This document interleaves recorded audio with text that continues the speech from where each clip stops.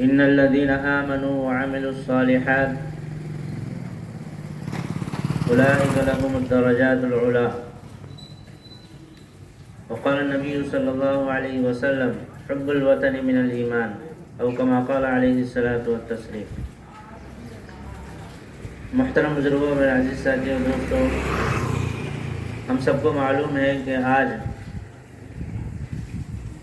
اگست 15 تاریخ کہ آج تاریخ کا ایسا دن ہے کہ جس میں اس ہندوستان میں بہت ہی تکلیفوں کے بعد، بہت ہی اذیتوں کے بعد برٹش کی طرف سے لوگوں کو غلامیت کی زندگی گزارنے کے بعد اور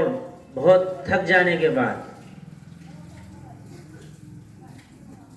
اگست 15 یوم آزادی، یہ آزادی کا دن ہے کہ برٹش کی بربریت اور اس کی ظالمیت اور اس کی سفاکیت سے پورے ہندوستان والے محفوظ ہو گئے. اللہ نے ان کے قبضے کو اور ان کے ظلم کا اللہ نے بدلہ دیا کہ آج کے دن ہمارا ہندوستان 1947 میں یعنی 1940 میں اگست 15 کے دن ان کی ظلم بربریت سے آزاد ہوا. ہم سب کو آزادی ملی، جس کی خوشی میں آج بھی ہر سال اگست 15 کا دن جھنڈا لہراتے ہیں. اس بات کی علامت ہے کہ ہمیں اب امن و امان کے ساتھ، شانتی کے ساتھ، ایک دوسرے کا ادب و احترام کرتے ہوئے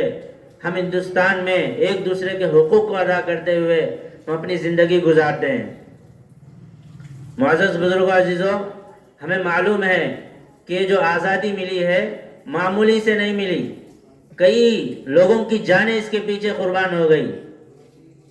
کئی لوگوں نے اس پر جدوجہد کیا. 1799 میں سب سے پہلے اس آزادی کو دلانے والے اور برٹش کی اس ظالمانہ حکومت سے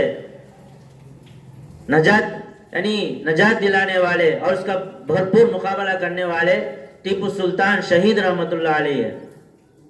جو 1799 میں جب سرینگا پٹنم میں جب ان کو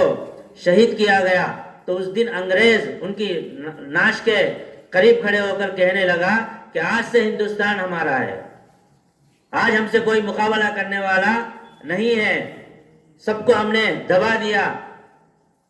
سب کو ہم نے اپنے پیروں کے تلے دبا دیا، سب حکومت کو اب ہمارا ہی چلے گا. اس طریقے سے اس نے قبضہ کرنا شروع کر دیا. لیکن بزرگوں، عزیزوں، خاص طور پہ اس ہندوستان میں مسلمانوں کا اور مسلمانوں میں بھی علماء کرام کا اور علماء دیوبند کا بہت بڑا ہاتھ ہے. انہی لوگوں کی قربانی سے آج ہم آرام کے ساتھ، امن و امان کے ساتھ زندگی گزار رہے ہیں. مولانا عبید اللہ سندھی رحمت اللہ علیہ کے بارے میں برٹش کی طرف سے وارنٹ جاری ہوا اور 1000 روپے انعام بتایا گیا کہ جو ان کو پکڑا دے گا اس کا 1000 روپے 1000 انعام. اور اس کے پیچھے خاص طور پر علماء اکرام کو ٹارگٹ کیا گیا، چونکہ یہی لوگ ہیں جو برٹش کی ظالمیت کو اور برٹش کے سازشوں کو جانتے تھے. 1940 میں 47 میں ملک آزاد ہوا، لیکن 100-150 سال پہلے اس کی محنت شروع ہو گئی. 1857 یہ بہادر شاہ ظفر جو مغلیہ بادشاہ کا سب سے آخری بادشاہ ہیں، انہوں نے جنگ آزادی کی ایسی لہر دوڑائی 1857 میں 50 میں کہ جب یہ برٹش کے خلاف سب لوگوں کو جمع کرنا شروع کر دیے تو برٹش سمجھ گئی تو ان کے اوپر کیا ہے غداری کا الزام لگا کر ان کو میانمار میں جو یانگون ہے، آج بھی اس کو رنگون کہا جاتا ہے، وہاں جیل میں بھیج دیا گیا.